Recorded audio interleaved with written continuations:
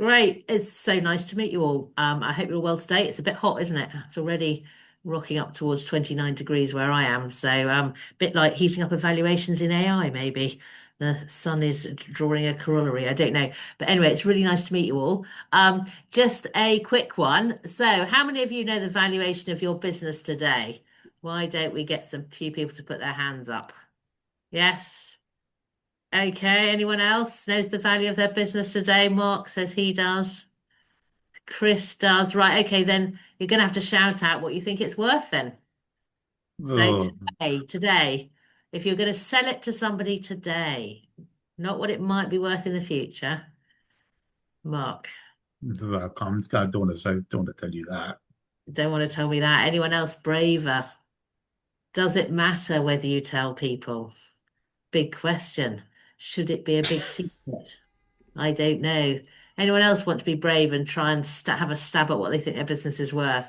Dan, why don't you have a go? So at the moment, within our investment, I'm basing this on the investment round that we're doing at the moment, and the valuation for that is about 1.7 million, give or take. I won't give the exact figure, but around the 1.7 to 1.8 million. Brilliant. And that's based on the VCs investing some money in the business. That's based on our current situation with the investments we've had, the valuations we've had, the infrastructure we've got. So as it stands today, obviously not what we hope it to be, but as it is today, yeah. And do you think if you tried to sell the business to a trade buyer today, you could get the same price?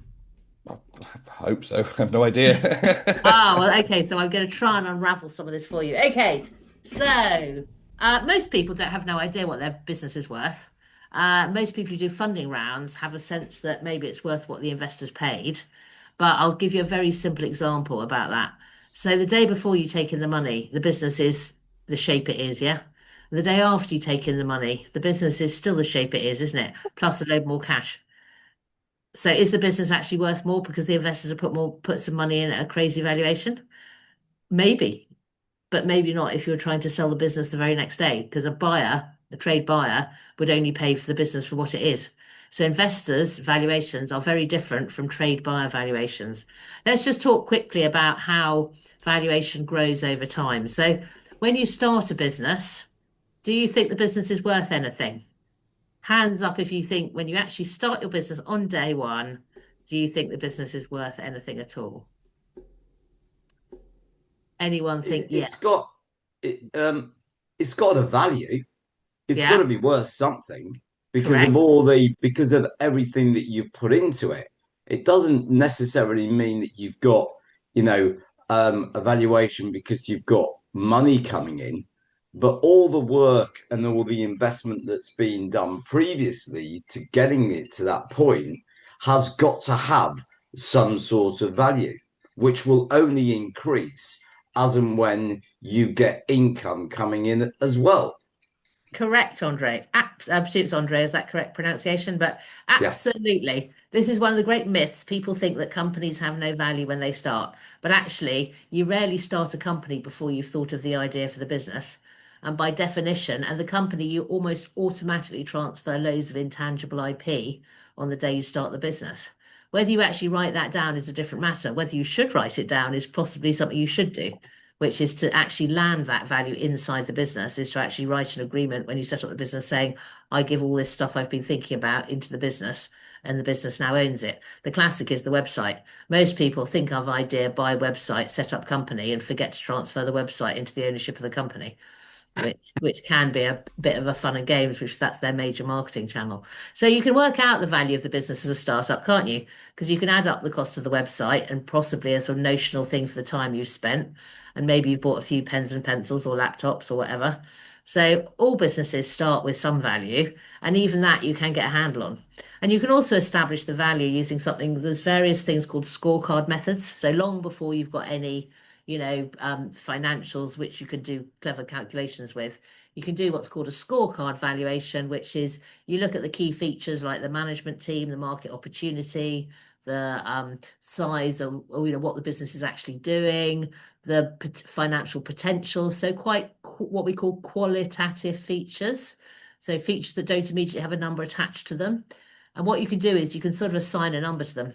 So you could say, for example, in its simplest form, you're going to say, well, I've got a bit of a team, I've got a bit of a product, I've got a bit of a market. I'm going to put 100 grand of value against each of those qualitative features, add them up. Guess what? My business is worth 300 grand. It's quite a nice, interesting, neat way, isn't it, to establish the value of your business as a startup? Question. Sorry, Yeah, just question. So I did have, sorry. yeah. Is there a difference between the value? Because I could draw my daughter's lovely picture that she drew for me. I think it's priceless, right? But isn't value, and do correct me here, my view of value is the amount of money or things that someone is willing to exchange it for, and that's the true value. Or is that price? Now, people get really excited about the two concepts, but ultimately, if markets clear all prices, then ultimately it's how much is someone willing to exchange something for? And if no one is willing to exchange it for that, then therefore, by definition, it's zero. That's how I Correct. see it. That's how I see it, but it sounds Yeah. like I'm wrong. It sounds like I'm No, wrong. no. I think there's what we call paper values, and then there's real values. Real values is when someone's actually prepared to transact, and then Mm. there's a sort of paper value. And I'll talk a little bit more about that in a minute. So you're sort of right, and we're here to talk about valuation, and you need to establish a sense of a baseline of what my business I think it's worth. Then, of course, the game is, can you convince an investor that it's worth at least that? Or indeed, if you were to sell the business, can you convince? But look at these AI companies now, which are starting with valuations of $5 billion just because they've got this amazing team of people who actually understand AI. So this idea of a startup valuation having to be low, small, whatever is just for the birds. It has a value.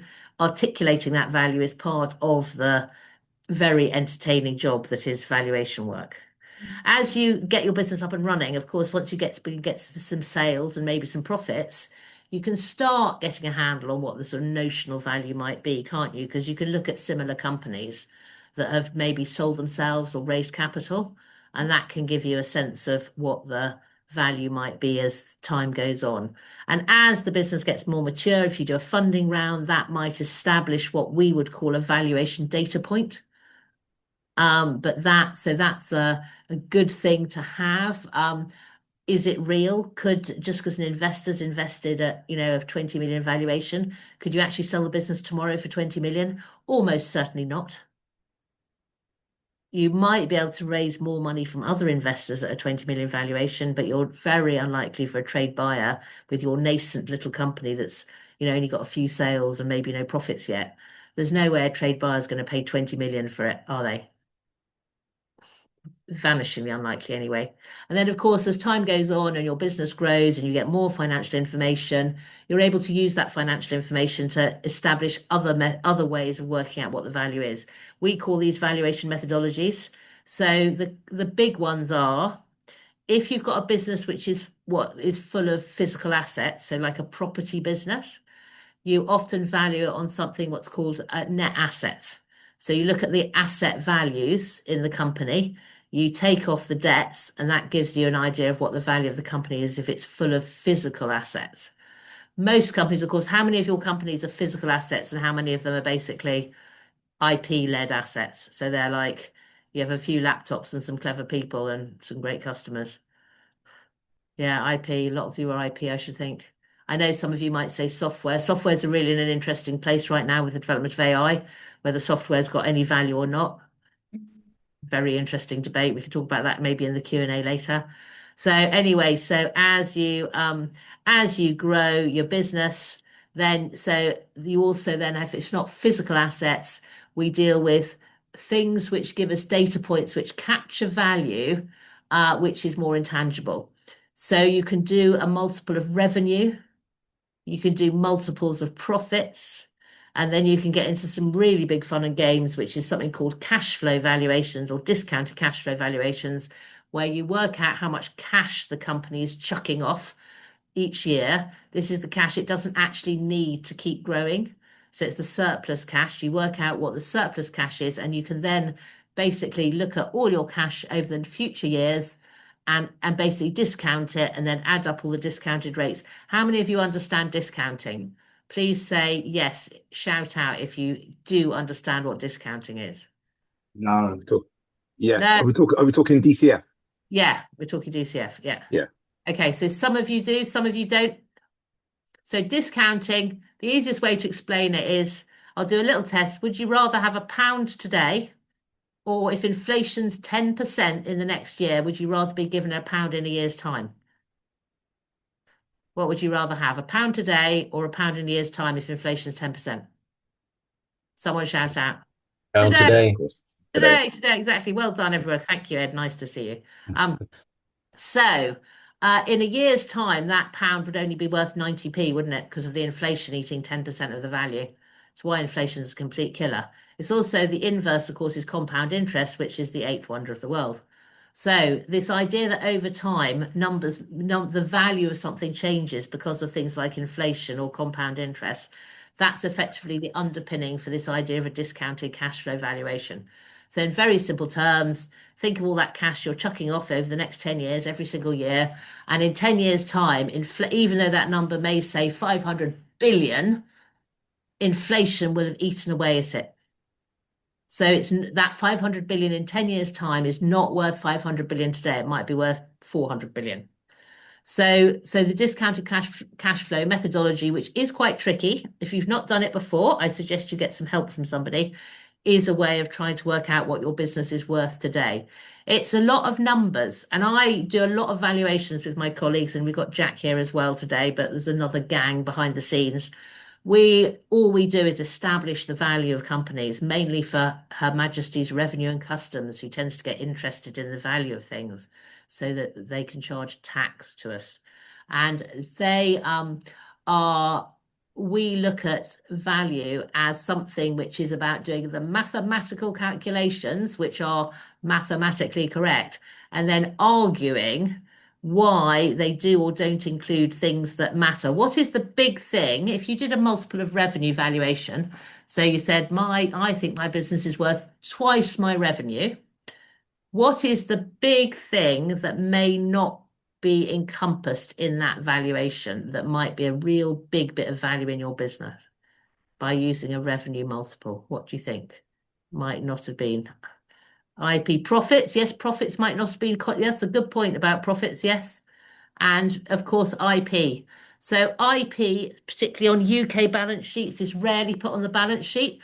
So if you did an asset valuation, it would come out as zero. And if you look at the revenues don't recognize the value of the IP. Do you know how to value IP? There is a way you can do it. It's quite fun. Can you not Without base it on? Sorry, not can you not base it on how much the revenue the IP generates from revenue, and then you can do your net present value from you that, could. if you're not doing NPVs? Yes, that would be a way. So you could work out the revenue, or indeed you could work out what royalties you might earn if you license the IP to someone else. So yes, so that's in that discounted cash flow bucket. There is another way that Forbes from time to time publishes lists of the top brands in the world.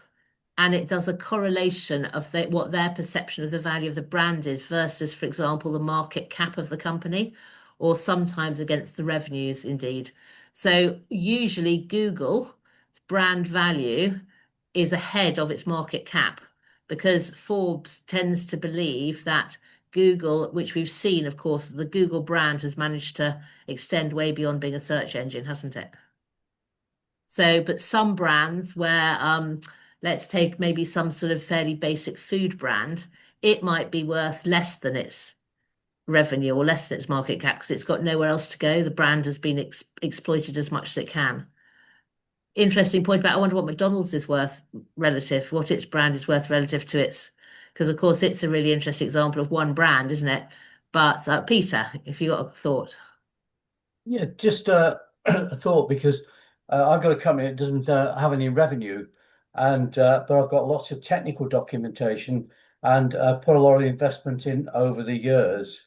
Money and sweat equity.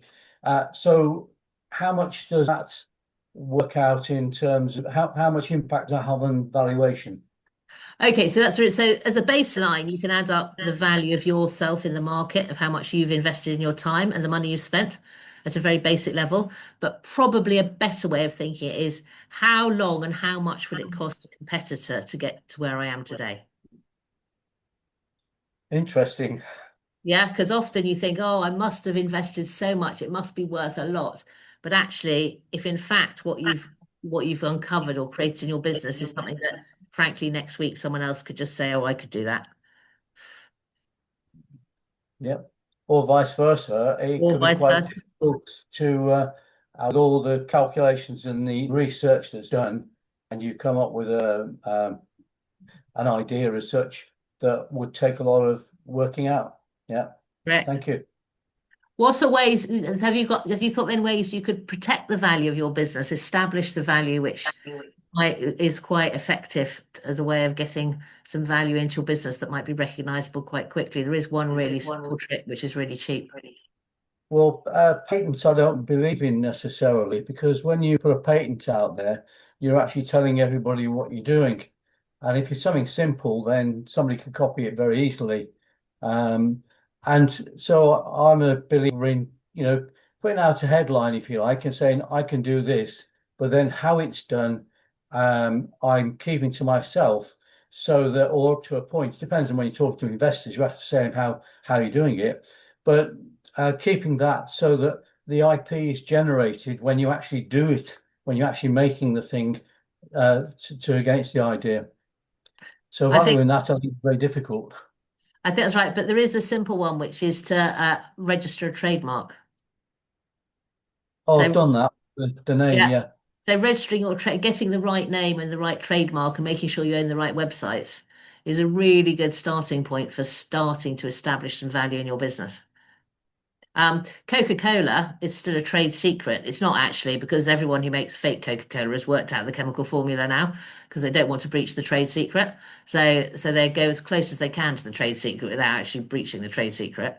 However, I think we all know if we owned the Coca-Cola brand and had that recipe, anyone in the world would lend us the money to build the new factories, wouldn't they? So if Can you I think, just ask you a quick question, Modwenna? yeah, Andre, yes. Well, it's not just a quick question, actually. It's just a fact that I know. There's a very large property portal that I know some of the top people within that, and what they say to me is, what we don't do is we don't go out and build our own platforms, because it would cost us too much time, too much money, etc., etc. And what we do is we wait for people like you, all right, to build those platforms, all right, get some traction.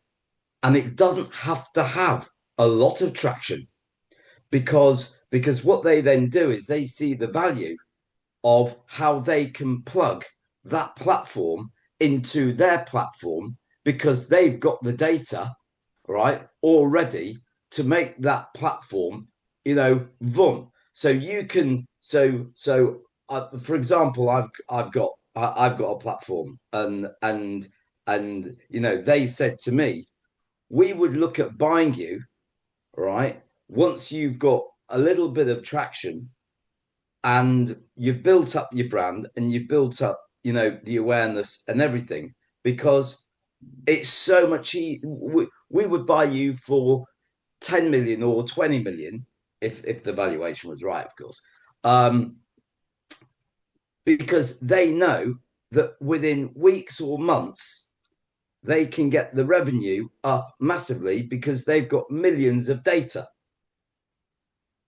And this is a really good point. So we're already running out of time, so I might have to come back later and talk to you again.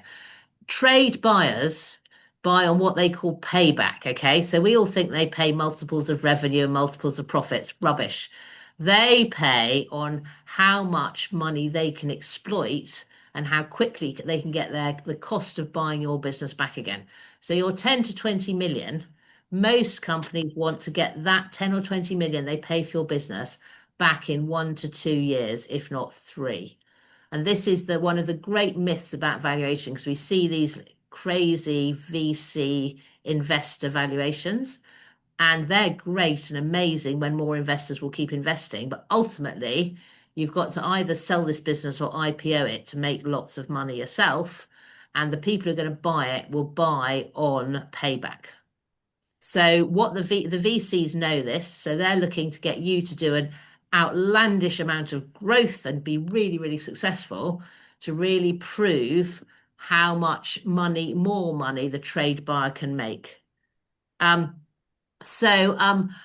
can't carry on much longer, Gary, but I will do an extra sort of 5 minutes of Q&A if that would help for everybody. So in terms of understanding this difficult issue of value, you've got a sort of fundamental value that sort of from what you've done, what you're doing, the multiple of profits, the multiple of revenues.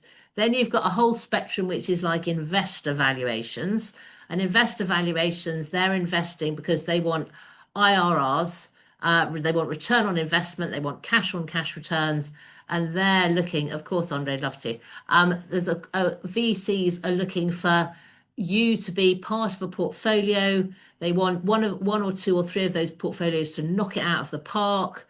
They're making a bet on you. You might be a bet of 1 in 10, 1 in 20, 1 of 30, 1 in 60 portfolio companies, and they're investing in the hope that you will do this crazy growth, which will be really exciting and brilliant for all of you, and you'll make enormous amounts of money when you exit to that trade buyer who will see even more opportunity. I used to work for Procter & Gamble doing some consultancy for them. They told me they bought Gillette, the shaving brand, at $5 billion to grow it. So when we talk about our 5, 10, 15, 20 millions, we've all got to like really wake up and smell the bacon and get on with, starting to think in hundreds of millions and how we're going to get there, because people are doing it. So, but it is about a mindset and about an understanding of this value creation. I believe value is at the bottom of all this understanding about how you grow. So VCs, let's just explain how they think.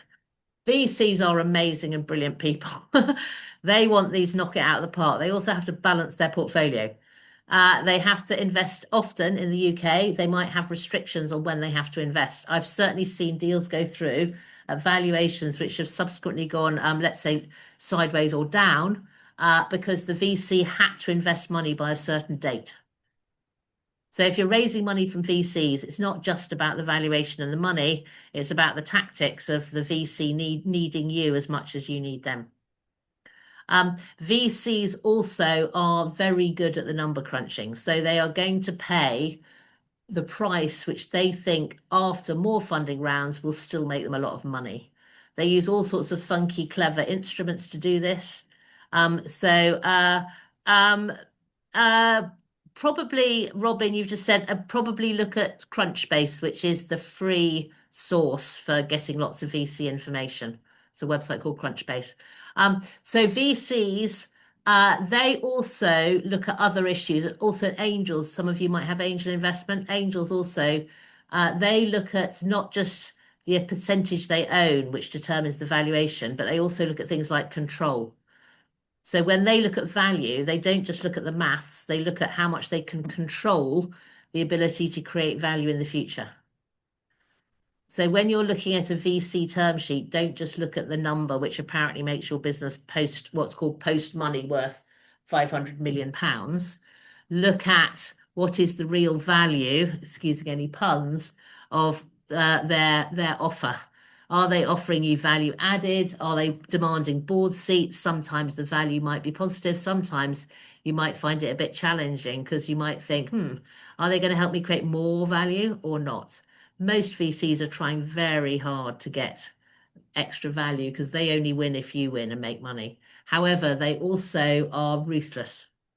So there are VCs in the UK now who will invest on relatively generous terms in round one, knowing full well that they will want you to take another round. At that point, they'll absolutely go for the jugular in terms of how they value your business.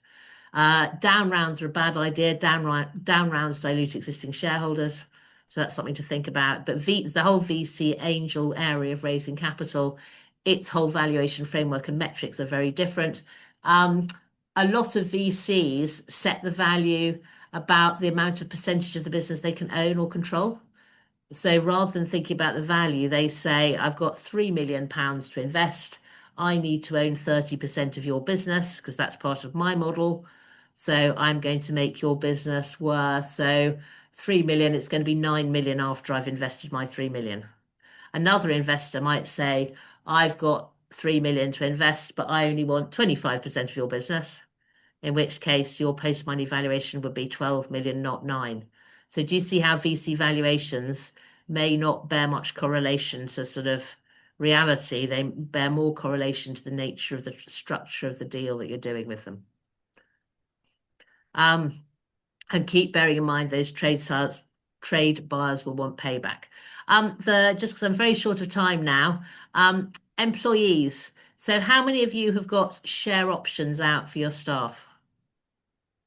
And how many of you have put them through a scheme and had the shares properly valued so the tax man won't challenge them, or worse, the trade buyer won't challenge the transaction you've done with your employees when you come to sell the business? So I'll tell you a little anecdote. When I sold our family business, it was 4 days before the sale went through. All the paperwork was ready. It was like Thursday night, maybe Wednesday night. We were due to sign the following Monday. Everything was tickety-boo. And I got a call from the buyer saying, we're not buying your business anymore. And I was like, why on earth not? It's all perfect. They said, well, you issued a share option scheme to 2 of your staff 10 years ago.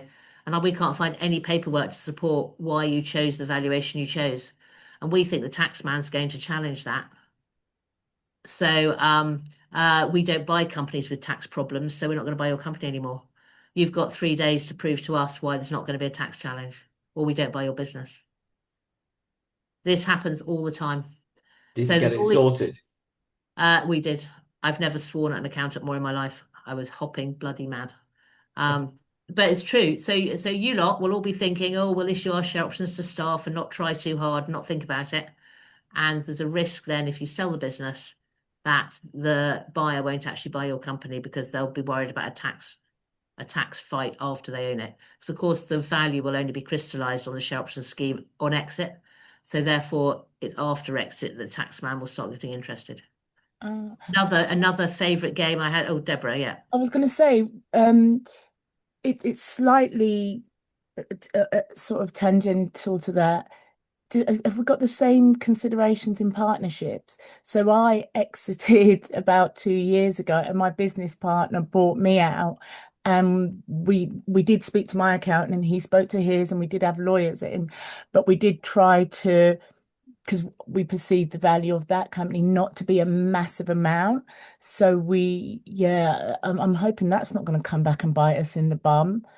Well, Obviously doing capital gains. I'm dealing with all of that on my shares at the moment. Yeah. But I'm hoping I'm not going to get any other bills other than that. Bloody hell. I'll just tell you a scare story. We've only got 1 minute left, so I'm going to Oh, tell you thanks, a scare Marina. story. So we value companies day in, day out. I got a call the other day from somebody saying, can you help my client? 5 years ago, they sold some shares to each other. They had both owned the business. They decided the shareholders were unbalanced. So one said, I'll give you some of my shares. They filed the share transfer at company's house and got on with their lives because frankly, it was their business, wasn't it? It's no one else's business. Who owns our business? Blah, blah, blah. Yeah. Got on with their life. Last year they got a letter the seller got a letter from the taxman with a £5 million capital gains tax bill. And the HMRC said, you didn't declare that at the time. There was a capital gains tax liability. And of course, because they'd sat in the pub and just agreed the deal, they had no paperwork to prove that they'd actually seriously thought about the value. And it looked like it was potentially very dodgy. So the taxman was having an absolute field day. And there was no contemporaneous information to suggest it was, not dodgy. Is there anything major that you want to ask me that you think Harry can't answer? Very quick question, just before you go. Yeah. Again, thank you for a really, really useful session. Myself and my brother, we don't plan to ever sell the business. We plan to become chairman and whatever after board and our kids take over and blah, blah. But again, that's always a famous way to not plan a bit for it. So we've been looking at the way that we value the company. And again, we don't really look for external buyers or anything else like that, investors. We want to bootstrap it.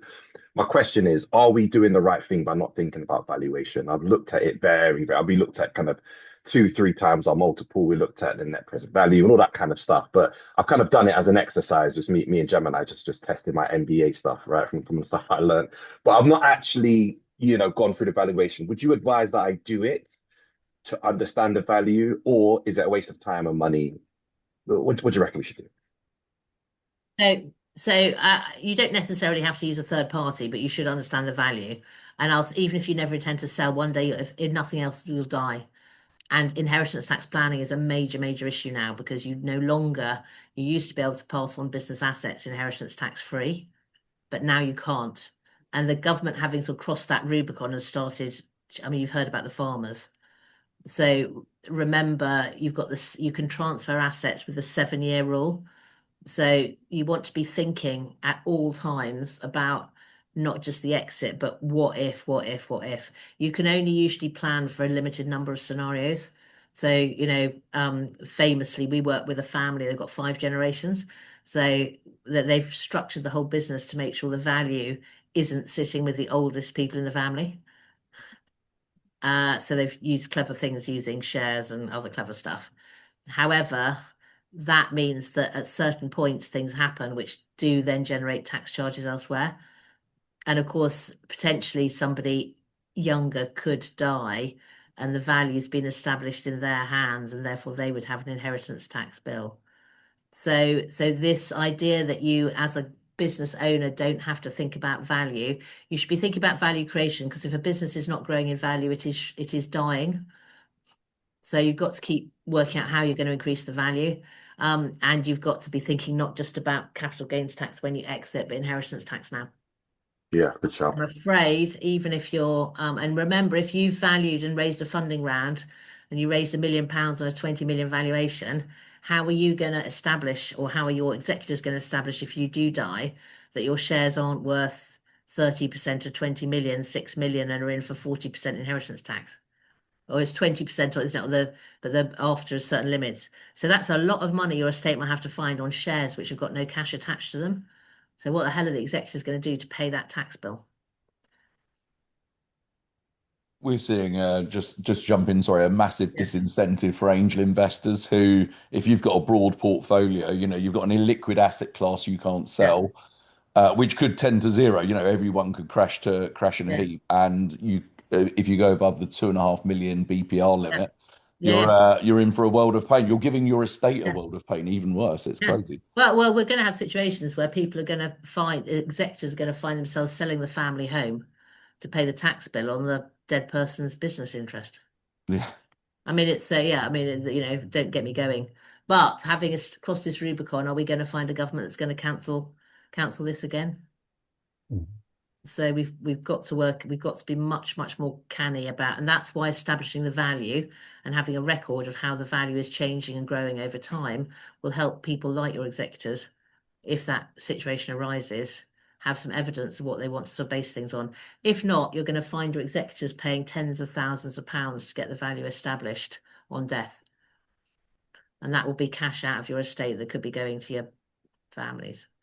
I'm a bit conscious of time. The statement was actually more to Anthony, which is that what you've just said would prevent any new investor coming into your company because they don't see an exit door. So you need to think very carefully if you're looking to bring third-party money into your company, what are they going to get out of that? If you're just going to be your own private company. Anyway, before you get to the estate planning issues. Anyway. Good point. Very good point, Ed. Right. So the summary is, do work out the value of the company. Keep working it out. You can keep it on the back of an envelope. You don't have to spend a fortune. If you're doing share option schemes, get a proper valuation done by somebody who's competent and qualified. It matters. By the way, the tax authorities don't treat all value as the same. So make sure you check out who you're getting to do the work and whether it's actually valid. Be very careful about paying too much if you do use an external valuer, because we do see some scary fees being charged. And hopefully that's been enough for a sort of just over half an hour session, and I'm going to then sign off. Harry, can I leave you to take a few Q&A and if necessary pick up some contacts? All right, have a good day everyone. Good luck. Bye. Thank you very much. Any questions for Harry this morning, guys? Go, Peter. Yeah, Modwenna talked about payback with VCs, but when I've been talking, or people have been advising me about ROI, and ROI people are looking for 10 times, which is a bit different to what the payback levels that Modwenna was talking about. Where does the truth lie? So they're different. They're different measures, and they're used for different purposes. So the ROI, as you probably know, measures the overall return on the investment as a percentage based on profitability, and the payback period is the time it takes for the investor to get a return. So the ROI is mostly about profitability, and the payback period is more about risk and the break-even point, stuff like that. So it depends what measures are going to be applied by the buyer in whatever situation you're in, and they may use a range of different measures. So I can't give you an absolutely clear answer on what one somebody will or won't use, but ROI is an absolute goldmine because that's the one that tells them what they're going to get back based on the investment and based on the forecast revenues and profitability. But payback looks as if it's likely to be a lower sum than an ROI. Well, payback's more about timing, and as Modwenna says, most investors, and it's a bit of a rule of thumb, would want to get back their investment. Certainly, institutional investors within 1 to 2 years. You might find other people prepared to wait a little longer, but probably not beyond 3 years, because businesses don't have kind of planning cycles that go much beyond that. I mean, there's people with 5-year plans and 10-year plans and everything, but given the sort of macroeconomic instability in the world, people look sort of 2 to 3 years ahead, unless they're futurists, and then they identify what level of risk and payback they're prepared to take within that period. Thank you. But somebody else asked a question about, which is an interesting one. What's the best jurisdiction to build an exit for a SaaS company or an AI company? Now, I'll give you the best information I have on SaaS because I know a bit about that. It used to be that the US was a much better place to build and exit a SaaS company because of higher multiples. And looking at the latest information on that, UK SaaS businesses typically operate in the 6 to 10 times annual recurring revenue range. That's what people are looking at. In the UK, you're generally looking at 4 to 8, and more like 4 rather than 8, unless you've got a very, very reliable business that's been generating those revenue streams for a long time.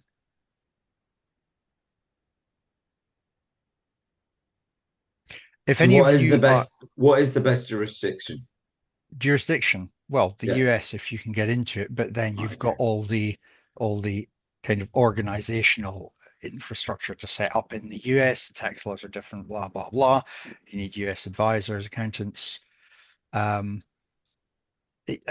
not quite sure how it works now. I used to work for GE years ago, and I'd know a lot more about this because I was involved more in the US market. But it used to be that US businesses preferred to buy from US businesses. And I'm talking about 40 years before MAGA and all this nonsense started. But it was typically people would prefer to buy from a US based company with a kind of US track record. Now I think that's less the case, but the level of competition is, I would say, probably even higher in the US than it is in the UK, depending on the market sector you're in. In certain market sectors, the UA is just as brutally competitive as any other country. Med tech, fintech, you name it. Nick. Yes, quick question, Harry. Morning, We've got Nick. Good morning. We've got a couple of employees who were exiting. They were on fixed term contracts. We wanted to issue EMIs to them, and we would have gone the valuation route to do that. They're actually exiting quite soon, so we're now going to probably look at conditional shares instead. Question is, how important is it to get a valuation if you're going that route, looking at growth or conditional shares? That's a Modwenna question. If you ping me an email, I will pass that on to her and ask her to give you an opinion on that. And she Okay. will have an opinion on it. Thank you. What I can can do, assure you. I'll do an intro for you, Nick. All right? Please Yeah. do. That would be Thank you. helpful, Ollie. Thank Thank you. you. So the other thing I'd like to say is, I think you all, I don't know how many people are quite on this call. I mean, quite a few. The other thing you should do at the end of this call is sit back and give yourselves a round of applause. So I was a business advisor and a board advisor for more years than I care to remember. And I have total respect for anybody who starts and stays with their own business. It's hard. It's hard and there's no guarantees.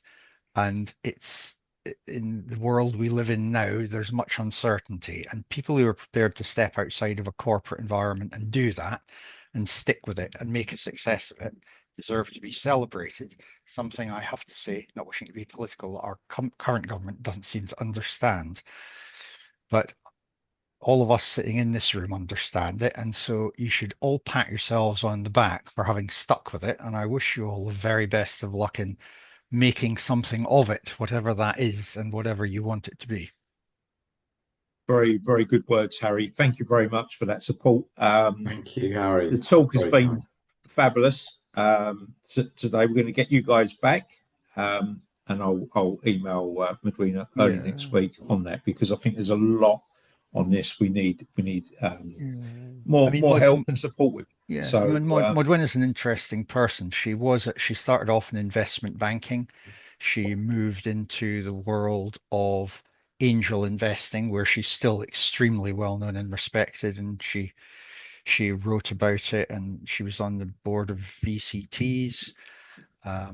She's been involved. She's got a fabulous connection network, and now she's involved in our business, which has different lines of business. The one I'm mostly responsible for is valuations. The other one she's on the side that deals also with investment, and some of that investment pertains to small companies, particularly high tech companies. So she's a fund of knowledge. She's got, as I say, a tremendous network, and she's very generous to the extent that she can be with her time. So she's always happy to come along, for now and then, and talk to people like yourselves and just help people get their heads around it. Because everybody who starts a business, generally, the best ones, and I'm sure I'm talking to the best ones here, have a good sense of product market fit. They've got some IP, they're certainly pretty smart, but they're not experts at everything. CEOs of PLCs aren't experts at everything. So you may be fantastically good technically or operationally or financially or whatever, but you're always going to need good support. And when I was an advisor, I always used to say to people, if you're starting up, you need three things. You need four things. You need a really good accountant. You need a really good solicitor. You need a really good business advisor, and you need a friend who understands enough about your business that you can share anything you like with them, and they'll tell you it the way it is, and they won't sugarcoat it. The business advisor ought to do that, but sometimes the friend also knows you and your kind of makeup and background, and may give you information that in a different way to the advisor. So I think if you have that sort of the four legs of that table, you've got a fantastic platform to build business on. And then you wheel in other experts like us or anybody else as and when you need them, or Startup to Standup and many other splendid organizations who are there to help your business at a time when business advice and support is a bit, shall we say, variable depending on what kind of business you're in and where you are and what exists locally. So, Harry, good on you, Ollie.